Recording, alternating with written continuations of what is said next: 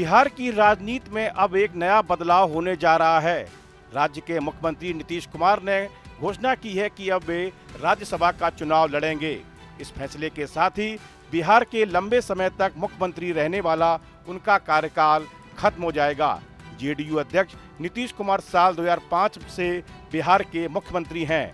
उन्होंने कहा कि अब राज्य में जो नई सरकार बनेगी उसे वे पूरा सहयोग और मार्गदर्शन देंगे। उन्होंने कहा, 2 दशकों से अधिक समय तक आपने मुझ पर लगातार भरोसा और समर्थन बनाए रखा। उसी भरोसे की ताकत से हमने बिहार और आपके सभी की पूरी निष्ठा से सेवा की। आपके विश्वास और सहयोग की ही शक्ति है कि आज बिहार विकास और सम्मान की नई पहचान के साथ सामने खड़ा है। 2025 के विधानसभा चुनाव में सत्ता पर काबिज एनडीए की बड़ी जीत के बाद नीतीश कुमार के पद छोड़ने से लगभग तय माना जा रहा है कि अब मुख्यमंत्री पद पर भाजपा का कोई नेता काबिज हो सकता है। अगर ऐसा होता है तो बिहार में पहली बार बीजेपी का मुख्यमंत्री होगा। दरअसल हिंदी पट्टी के राज्यों में बिहार ही अब तक ऐसा राज्य रहा है जहां भाजपा का मुख्यमंत्री नहीं रहा। बिहार से राज्यसभा की 5 सीटों के लिए 16 मार्च को चुनाव होना है और गुरुवार को नामांकन दाखिल करने की अंतिम तिथि है। विधानसभा में मौजूद संख्या बल को देखते हुए नीतीश कुमार का राज्यसभा के लिए निर्वाचित होना लगभग तय माना जा रहा है।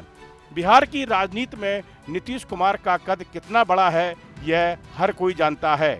बिहार की राजनीति में सीएम नीतीश कुमार को लेकर एक मशहूर कहावत भी है, किसी की भी सरकार बने मुख्यमंत्री नीतीश कुमार ही रहते हैं। ऐसा इसलिए कहा जाता है क्योंकि नीतीश कुमार अब तक 10 बार मुख्यमंत्री पद की शपथ ले चुके हैं। इन 10 बार में कई बार उनकी पार्टी सरकार में बड़ी भाई की भूमिका में रही तो कई बार छोटे भाई की भूमिका में रही, लेकिन चाहे स्थिति कोई भी रही हो, नीतीश कुमार हमेशा सत्ता में बने रहे और मुख्यमंत्री के तौर पर उनकी पहचान कायम रही।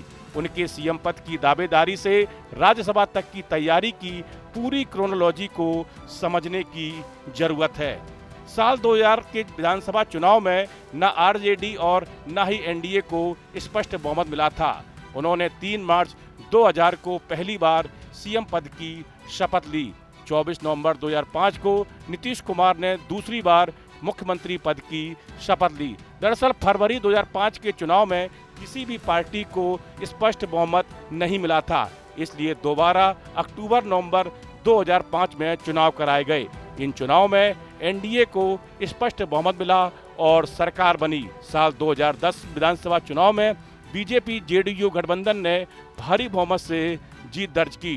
नीतीश ने लगातार दूसरी बार एनडीए सरकार बनाई। हालांकि 17 मई 2014 को लोकसभा में जेडीयू के खराब चुनाव प्रदर्शन के बाद उन्होंने नैतिक जिम्मेदारी लेते हुए सीएम पद से इस्तीफा दे दिया। बाद में जीतन राम मांझी सीएम बने। 2014 में मांझी को सीएम बनाने के बाद जेडीयू में टकराव बढ़ गया। पार्टी ने नीतीश को फिर से नेता चुना, तब मांझी हटे और नीतीश ने दोबारा शपथ ली। यह शपथ 2015 विधानसभा चुनाव से पहले एक तरह नीतीश की वापसी के रूप में देखी गई। 2015 के चुनाव में महागठबंधन यानी कि जेडीयू, आरजेडी और कांग्रेस को भारी बहुमत मिला।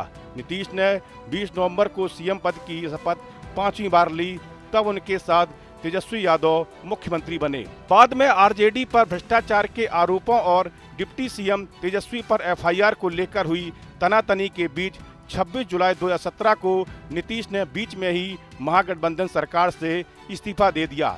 इसके अगले दिन ही 27 जुलाई को बीजेपी के समर्थन से एनडीए सरकार बनाकर उन्होंने 6वीं बार सीएम पद की शपथ ली। 2020 विधानसभा चुनाव में एनडीए को 125 सीटें मिली, बहुमत हासिल हुआ। फिर भी एनडीए ने नीतीश को चेहरा बनाए रखा। इस तरह उन्होंने 7वीं बार सीएम पद की शपथ ली।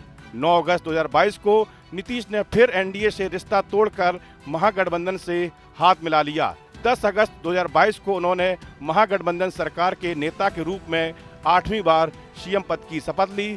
जनवरी 2024 में नीतीश ने महागठबंधन और इंडिया ब्लॉक से नाराज होकर इस्तीफा दे दिया और दोबारा बीजेपी के नेतृत्व वाले एनडीए में लौट गए।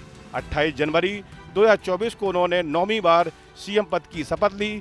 इस बार बीजेपी के सम्राट चौधरी और विजय सिन्हा 2 डिप्टी सीएम बनाए गए। इसके बाद नीतीश कुमार ने नवंबर 2025 में 10वीं बार बिहार के मुख्यमंत्री के तौर पर शपथ ली। राजनीति के मजे खिलाड़ी नीतीश कुमार ने कहा है कि अपने संसदीय जीवन की शुरुआत से ही उनकी इच्छा रही है कि वे बिहार विधानसभा चुनाव के दोनों सदनों के साथ साथ संसद के दोनों सदनों के भी सदस्य बने। उन्होंने कहा कि इसी इच्छा के अनुसार इस बार उन्होंने होने वाले चुनाव में राज्यसभा का सदस्य बनने का प्रयास कर रहा हूं।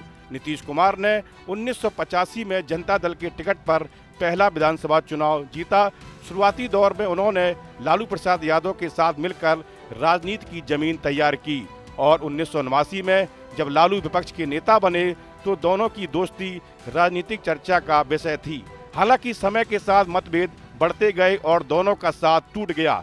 नीतीश कुमार का राजनीतिक करियर 4 दशकों से अधिक समय तक फैला हुआ है। यह सफर उतार चढ़ाव, गठबंधनों के बदलते समीकरण और सत्ता की जटिल रणनीतियों से भरा रहा है। बिहार की राजनीति में उन्हें सियासत का सिकंदर यूं ही नहीं कहा जाता है। इस वीडियो में फिलहाल इतना ही। आप बने रहिए न्यूज नेशन के डिजिटल प्लेटफॉर्म के साथ। आपके मोबाइल पर तुरंत आएगी ब्रेकिंग न्यूज। स्क्रीन पर सबसे पहले दिखेगी बड़ी खबर। देश दुनिया की हर खबर एक जगह। अब आपके मोबाइल पर तुरंत फटाफट इंस्टॉल कीजिए न्यूज नेशन ऐप और रखिए खुद को अपडेट।